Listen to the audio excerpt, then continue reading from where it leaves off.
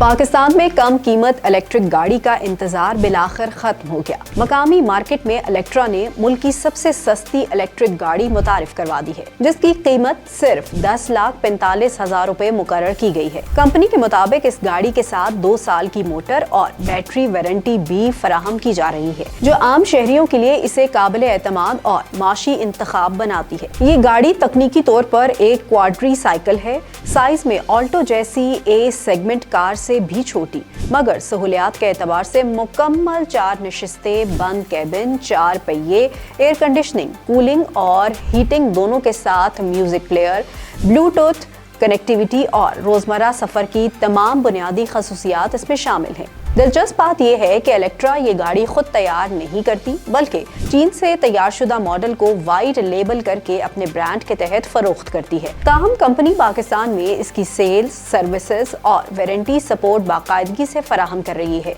Updates के लिए देखते रहिए vnews.pk।